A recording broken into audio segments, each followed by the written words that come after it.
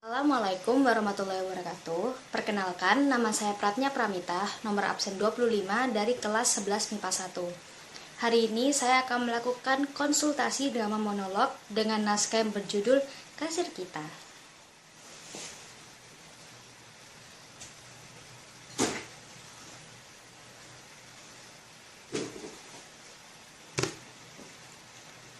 Saya sangat susah sekali sebab istri saya sangat cantik sekali.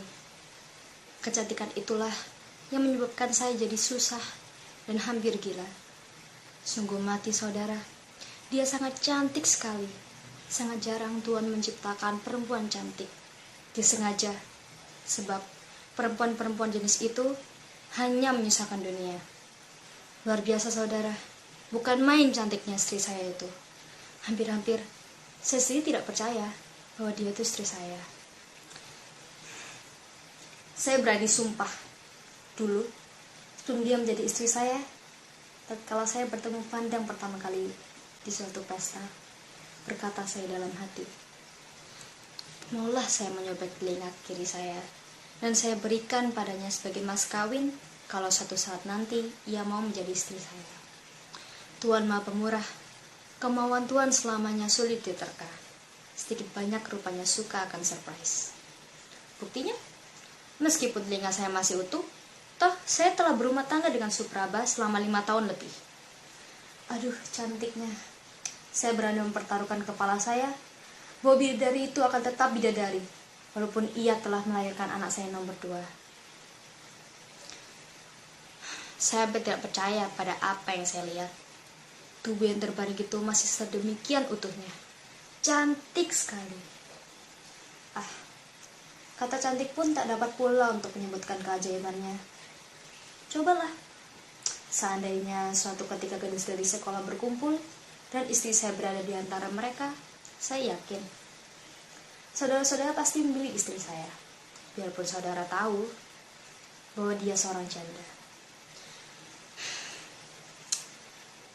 Ya saudara, kami telah bercerai 2 bulan lalu.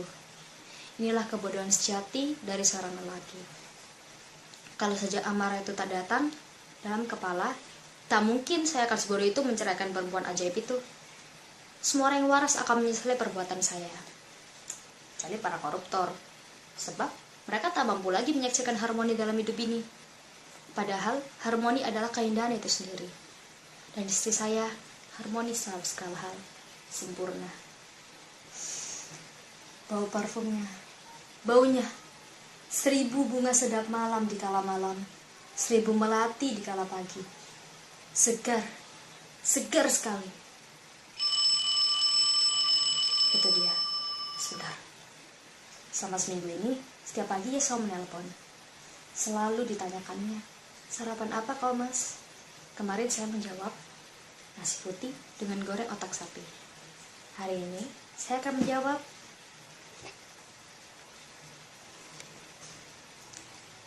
Miss Bajazuli di sini. Halo? Halo? Halo? Salah sambung. Gila. Saya marah sekali. Menelepon tuh tak tahu perasaan sama sekali. Oh ya, jam berapa sekarang? Tepat 8:04. Saya telah terlambat 3/4 jam. Maaf, saya harus kembali ke kantor. Lain kali kita sambung cerita ini atau datanglah ke kantor saya, PT Dwi Warna, di Jalan Merdeka. Tanyakan saja nama saya, Kasir Jazuli. Maaf, sampai ketemu.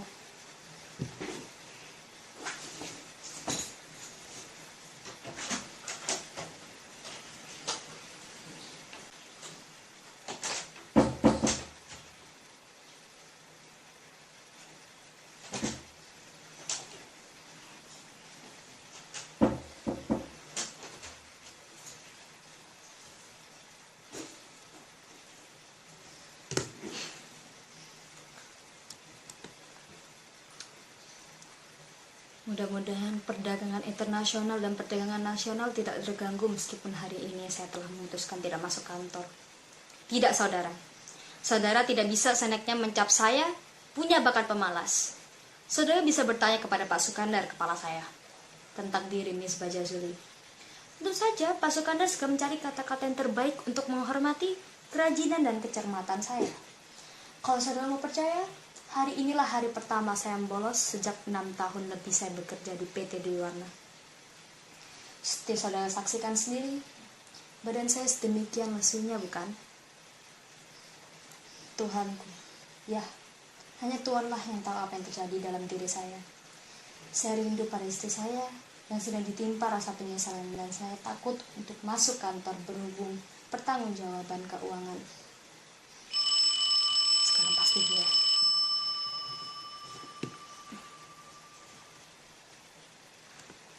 Saya sendiri tidak tahu kenapa selama seminggu ini ia selalu menelpon saya. Apa mungkin dia mengajak rukun dan rujuk kembali? Tak tahulah saya. Saya sendiri pun terus mengharap ia kembali dan... Tapi tidak. Saya tidak boleh menghina diri saya sendiri begitu bodoh.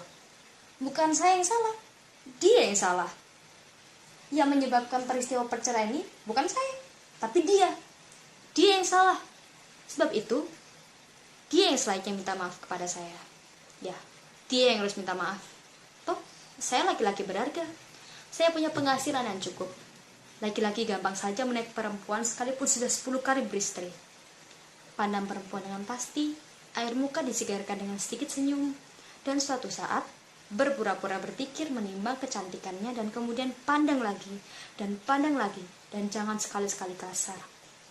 Wajah lembut seperti waktu kita berdoa, dan kalau perempuan itu menundukkan kepalanya, berarti langsung kita telah menjilat lehernya. Beres. Nah, saya cukup punya martabat, bukan? Dan lagi, dia yang salah. Ingat, dia yang salah. Nah, saudara tentu sudah tahu tentang sifat saya. Saya sombong seperti umumnya laki-laki. Dan kesombongan saya mungkin juga karena sedikit rasa rendah diri. Tidak. Bukankah saya punya tampang yang tidak begitu jelek? Pasti sih saya. Saya telah mencium bau bedaknya. Demikian wanginya sehingga saya yakin kulitnya itu yang menyebabkan bedak itu wangi. Oh, apa yang sebaiknya saya katakan? Tidak. Saya harus tahu harga diri. Kalau dia aku maafkan, ini saya akan semakin kurang ajar. Saudara tahu mengapa semua ini bisa terjadi? Oh, kecantikan itu. Selama ini saya diusiknya dengan perasaan-perasaan yang gila. Bangsat. Saudara tahu, dia telah berhubungan lagi dengan pacarnya ketika di SMA. Ya, memang. Saya tidak tahu benar, betul tidaknya prasangka itu. Tapi, cobalah bayangkan betapa besar perasaan saya. Suatu hari, secara kebetulan saya pulang dari kantor lebih cepat dari biasanya. Dan apa yang saya dapati? Laki-laki itu ada di sini dan sedang tertawa-tawa. Dengar, tertawa-tawa. Ya Tuhan, cemburuku mulai menyerang lagi. Perasaan cemburu yang luar biasa. Pasti dia. Miss Bajazuli di sini. Halo? Inilah ular yang menggoda Adam dahulu. Perempuan itu menelpon dalam keadaan aku begini. Jahanam. Ya, saya Jazuli. Ada apa? Nanti dulu. Jangan dulu kau memakai kata-kata cinta yang membuat kaki gemetar itu. Dengar dulu. Apa perempuan biadab? Kau telah menghancurkan kejujuranku. Dengarkan. Kau telah menghancurkan kejujuranku. Dengarkan. Kau telah menyebabkan semuanya semakin berantakan dan membuat aku gelisah dan takut seperti buronan. Betapa saya marah. Sesudah beberapa puluh juta uang kantor saya pakai berfoya-foya. Apakah ia mengharap saya akan mengangkat lemari besi itu ke rumahnya? Gila! Ya saudara, saya telah berhubungan dengan seorang perempuan beberapa hari setelah saya bertengkar di pengadilan agama itu. Saya tertipu. Uang saya ludes, uang kantor ludes. Tapi saya masih bisa bersyukur sebab lumpur itu baru mengenai betis saya. Setengah bulan yang lalu saya terjaga dari mimpi edan itu. Betapa saya terkejut waktu menghitung beberapa juta uang kantor katut. Dan sejak itulah saya ingat istri saya. dan saya mendengar tangis anak-anak saya. Tambahan lagi, istri saya selalu menelpon sejak seminggu belakangan ini. Tuanku, bulan ini bulan Desember. Beberapa hari lagi, kantor saya akan mengadakan stok opname. Inilah penderitaan itu.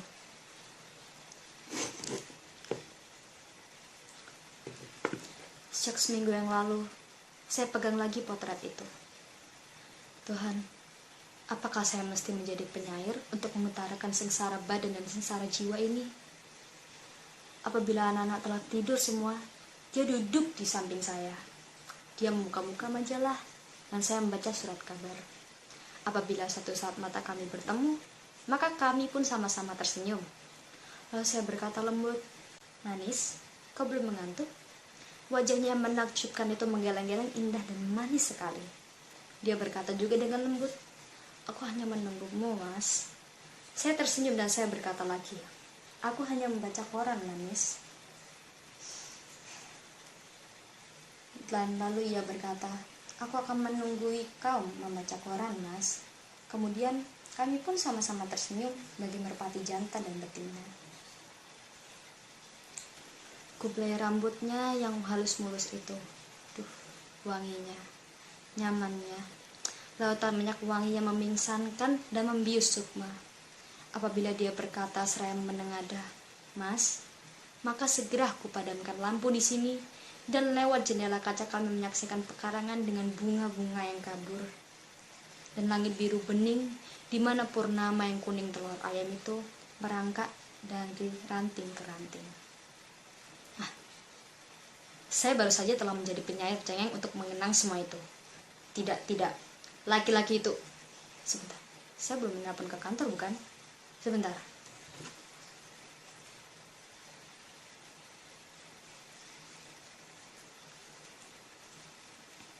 Halo? Minta 1237 Utara. Halo? Saudara Anif. Kebetulan. Ya. Mungkin pula influenza. Yang pasti batuk dan pilek. Saudara, ya? Ya, Saudara Anif. Saya akan merasa senang sekali kalau Saudara sudi memintakan pamit saya kepada Pak Sukandar. Ya, terima kasih. Ya? Apa? Saudara bertemu dengan istri saya di sebuah restoran. Apa? Dengan laki-laki? Tentu saya tidak boleh marah, Saudara. Dia bukan istri saya. Ya. Halo? Ya. Jangan lupa pesan saya pada Pak Sukandar. Saya sakit. Ya, pilek. Terima kasih. Seharusnya saya tidak boleh marah, bukan? Bukankah dia bukan istri saya lagi? Persetan. Pokoknya saya marah. Persetan. Cemburuan kumat lagi. Persetan. Saudara bisa mengira apa yang terdapat dalam hati saya. Saudara tahu apa yang ingin saya katakan pada saudara? Saya hanya butuh satu barang, saudara. Ya, benar-benar saya butuh pistol. Pistol. Saya akan bunuh mereka sekaligus. Kepala mereka cukup besar untuk menjaga peluru tidak meleset dari pelipisnya. Kalau mayat-mayat itu sudah tergeletak di lantai, apakah saudara pikir saya akan membidikkan pistol itu ke kening saya? Oh, tidak. Dunia dan hidup tidak selebar dan telur. Sebagai orang yang jujur dan jangan lupa saya adalah seorang kesatria dan sportif, maka tentu saja secara jantan saya akan menghadap dan menyerahkan diri kepada polisi yang terdekat dan berkata dengan bangga dan heroik, "Pak, saya telah menembak Prono Citra dan Roro Mendut." Tentu polisi itu akan tersenyum dan kagum campur haru, dan bukan tidak mungkin ia akan memberi saya segelas teh. Dan baru setelah itu membawa saya ke dalam sebuah sel yang pengap. Hari selanjutnya, saya akan diperiksa. Ya, diperiksa. Lalu diadili. Ya, diadili. Saudara tahu apa yang hendak saya katakan kepada hakim? Kepada jaksa, kepada panitera, dan kepada seluruh hadirin akan saya katakan bahwa mereka pengganggu masyarakat, maka sudah sepatutnya dikirim ke neraka jahanam. Bukankah bumi ini bumi Indonesia yang ketentramannya harus dijaga oleh setiap warganya? Saudara pasti tahu, seperti saya pun tahu, hakim yang botak itu akan berkata setelah menjatuhkan palunya, "Seumur hidup di Nusa Kambangan." Pikir saudara saya akan bisa dengan vonis semacam itu? Oh, tidak saudara. Saya akan tetap percaya kepada Tuhan. Tuhan lebih tahu daripada hakim yang botak dan berkacamata itu. Lagi pula, saya sudah siap untuk dibawa ke Nusa Kambangan. Di pulau itu saya hanya akan membutuhkan beberapa rim kertas dan pulpen. Ya saudara, saya akan menjadi pengarang. Saya akan menulis riwayat hidup saya dan proses pembunuhannya itu yang sebenarnya. Sehingga dunia akan sama membacanya. Saya yakin dunia ini akan mengerti letak soal yang sejati. Dunia ini akan menangis, perempuan-perempuan akan meratap. Dan seluruh warga bumi ini akan berkabung sebab telah berbuat salah menghukum seseorang yang tak bersalah. Juga saya yakin hakim itu akan mengelus-elus botaknya dan akan mengucurkan air matanya sebab menyesal, dan niscaya dia akan membuang palunya keluar. Itulah rancangan saya. Saya sudah berketetapan hati. Saya sudah siap betul-betul sekarang. Siap dan nekat. Oh, nanti dulu. Saya ingat sekarang. Saya belum punya pistol. Di mana saya dapat beli pistol? Inilah perasaan seorang pembunuh. Dendam-dendam yang cukup padat seperti padatnya kertas petasan. Dahsyat letusannya. Saya ingat Sherlock Holmes. Sekarang Agatha Christie, Edgar Allan Poe. Sekarang saya insaf. Siapapun tidak boleh mencibirkan segenap pembunuh. Sebab saya kini percaya ada berbagai pembunuh di atas dunia ini. Dan yang ada di hadapan saudara, ini bukan pembunuh sembarang pembunuh. Jenis pembunuh ini adalah jenis pembunuh asmara. Nah, saya telah mendapatkan judul karangan itu, Pembunuh Asmara. Lihatlah, dunia telah berubah hanya dalam tempo beberapa anggukan kepala. Setan, di mana pistol itu dapat saya beli? Apakah saya harus terbang dulu ke Amerika, ke Dallas? Tentu saja tidak mungkin. Sebab itu berarti memberikan mereka waktu untuk melarikan diri sebelum kubekuk lehernya. Oh, betapa marah saya. Darah pasti akan meledakkan kepala saya. Betapa. Sampai-sampai saya menyobek dari ini. Oh, saya sekarang merasa bersahabat dengan Othello. Saudara tentu kenal dia, bukan? Dia adalah tokoh pencemburu dalam sebuah drama Shakespeare yang terkenal, Othello. Dia adalah bangsa Moor, sedang saya bangsa Indonesia. Namun, sengsara dan senasib akibat kejahatan cantiknya anak cucu Hawa. Itu dia. Halo? Ya, di sini Jazuli. Fasir, ada apa? Oh, maaf Pak. Pak Skandar, kepala saya. Maaf Pak, saya kira istri saya. Saya baru saja marah-marah. Ya, memang saya. Ya. Ya Pak. Influenza. Ya, mudah-mudahan ya. Ya Pak ya. Saudara, dengarlah. Dia mengharap saya besok masuk kantor untuk pemberesan keuangan. Ya, insya Allah Pak. Ada pegawai baru. Siapa Pak? Istri saya Pak. Iya Pak. Iya Pak, terima kasih. Terima kasih Pak. Besok. Persetan. Saya yakin istri saya pasti kehabisan uang sekarang. Apakah saya mesti mengasihani dia? Tidak. Saya mesti membunuhnya. Sina betina. Ya, sebaiknya dengan pisau saja. Pisau. Persetan. Sekarang pasti dia. Kasir di sini. Kasir PT Biwarna. Apalagi? Jahanam. Ular betina yang telah menjadikan aku koruptor itu. Jangan bicara apa-apa. Tutup mulutmu. Mulutmu bau busuk. Aku bisa mati mendengar kata-kata melewat telepon. Cari saja laki-laki lain yang hidungnya besar. Penggoda bah. Cari yang lain. Toh kau seorang petualang. Jahanam. Apakah saya mesti membunuh 3 orang sekaligus dalam seketika? Oh ya, tadi saya sudah memikirkan pisau. Ya, pisau pun cukup untuk menghentikan jantung mereka berdenyut. Sayang sekali, pengarang sandiwara ini bukan seorang pembunuh, sehingga hambarlah cerita ini. Tapi tak apa, toh saya sudah cukup marah untuk membunuh mereka. Namun sebaiknya saya maki-maki dulu alis yang nista itu. Saya harus menelponnya. Kemana saya harus menelpon? Tidak. Lebih baik saya rancangkan dulu secara masak-masak semuanya sekarang. Ya Allah, saudara mesti mengerti perasaan saya. Bilanglah pada istri saudara-saudara, manis, jagalah perasaan suamimu, supaya jangan bernasib seperti Jazuli. Ya, memang saya adalah laki-laki yang malang, tapi semuanya sudah terlanjur. Saya pun telah siap. Dengan menyesal sekali saya akan menjadi sang pembunuh dalam sandiwara ini.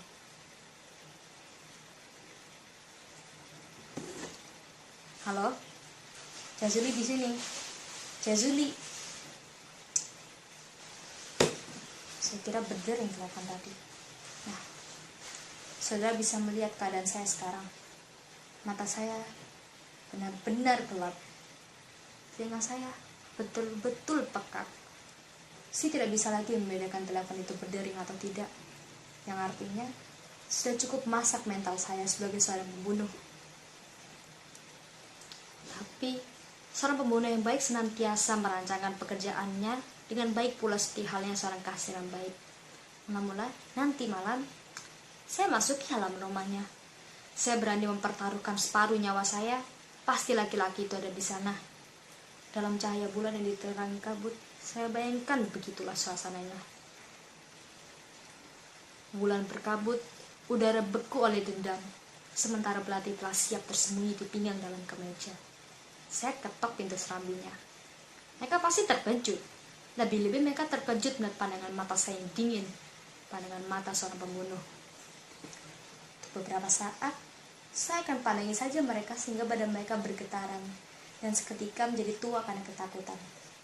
Dan sebelum laki-laki itu sempat mengucapkan kalimatnya yang terakhir, pisau telah tertancap di pusarnya. Dan pasti saya menjerit. Tapi sebelum jeritan itu cukup dapat memanggil tetangga-tetangga, maka belati ini telah bersarang dalam perutnya. Tentu, saya akan menarik nafas lega. Kalau mayat-mayat itu telah kaku terkapar di lantai, saya akan berkata, terpaksa, jangan salahkan saya.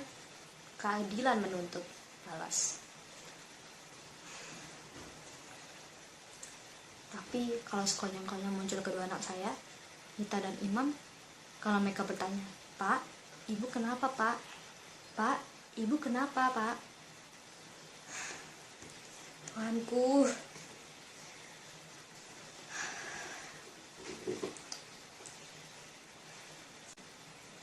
Saudara-saudara bisa merasakan hal ini? Mereka sangat manisnya. Lihatlah, saya tidak bisa marah lagi. Saya pun tak bisa lagi peduli pada apa saja selain kepada anak-anak yang manis itu. Saya tidak tahu lagi apakah istri saya cantik, apakah tidak. Saya tidak tahu lagi apakah laki-laki itu jahanam, apakah tidak. Saya hanya tahu anak-anak itu sangat manisnya. Betapa saya ingin melihat lagi bagaimana mereka tertawa. Tak ada yang lain mutlak harus dipertahankan kecuali anak-anak itu. Saudara-saudara mengerti maksud saya? Apakah hanya karena cemburu saya mesti merusak kembang-kembang yang telah bermekaran itu? Balerina-balerina kecil itu menari bagai malaikat-malaikat kecil. Semangat hidup yang sejati dan keberanian yang sejati timbul dalam diri begitu saya ingat Ita dan Imam anak-anak saya. Seakan mereka berkata, Pak, susulah Ibu Pak. Pak, ke kantorlah Pak. Ya Ita, ya Imam. Malaikat-malaikat kecil itu gaib penjelma udara. Saya harus pergi ke kantor. Akan saya katakan semuanya pada Pak Sukandar. Saya akan mengganti uang itu setelah besok saya jual beberapa barang dalam rumah ini. Setelah semua beres, saya akan mulai lagi hidup dengan tenang dan tawakal kepada Tuhan. Hari ini hari Jumat, di masjid setelah sembahyang, saya akan minta ampun kepada Allah. Saya tak mau tahu lagi apakah laki-laki itu rawan atau bukan. Saya tak mau tahu lagi apakah Sinta itu serem atau tidak. Saya tidak peduli. Tuhan ada dan laki-laki yang macam itu dan perempuan itu ada dalam hidup saya. Semuanya harus saya hadapi dengan arif. Sebab Kalau tidak, Indonesia akan hancur berhubung saya menelantarkan anak-anak saya, Ika dan Imam.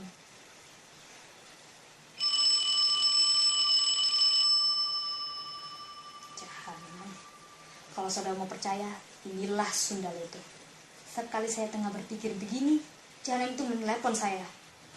Jahanam. Inilah sundal itu sesudah uang kantor ludes. Apakah ia mengharap rumah ini dijual? Ya, Misbah Jazuli. Saudara, jantung saya berdebar seperti kaldu di kursi pengantin. Demi Tuhan, tak salah lagi kalau ini adalah suara istri saya. Oh, saya telah mencium bau bedaknya. Hutan mawar dan hutan anggrek. Dia manis. Saya sendiri. Saya yakin dia pun sedang pikiran dengan saya. Saya akan mencoba meningkat kenangan lama. Halo? Tentu. Kenapa kau tidak menelpon tadi? Ya, ke kantor bukan? Memang saya agak flu dan batuk-batuk. Ya manis, kau ingat laut, pantai, pasir, tikar, kulit-kulit kacang? Ah, indah sekali bukan? Tentu. Bagaimana? Kawin? Kau? Segera? Lihatlah, niat baik selama ini tidak mudah segera terwujud. Apa? Hah? Saudara, gila perempuan itu? Apakah ini bukan suatu penghinaan? Dia mengharap agar nanti sore saya datang ke rumahnya untuk melihat apakah laki-laki calon suaminya itu cocok atau tidak baginya. Gila. Rupanya laki-laki yang dulu itu cuma iseng saja. Ya, tentu. Bisa. Jahanam. Saudara tentu mampu merasakan apa yang saya rasakan. Beginilah, kalau pengarang sandiwara ini belum pernah mengalami peristiwa ini. Beginilah jadinya. Saya sendiri pun jadi bingung untuk mengakhiri cerita ini. Persetan pengarang itu. Jam berapa sekarang? Persetan semuanya. Yang penting saya akan ke kantor meski sudah siang. Dari kantor saya akan langsung ke masjid. Dari masjid saya akan langsung ke rumah mertua saya. Langsung saya boyong semuanya. Anak-anak itu menanti saya. Persetan. Sampai ketemu. Selamat siang.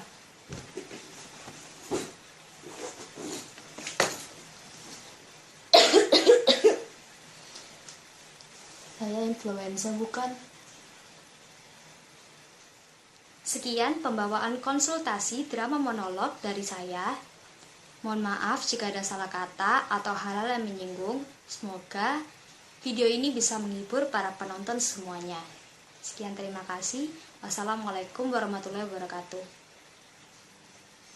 Dadah.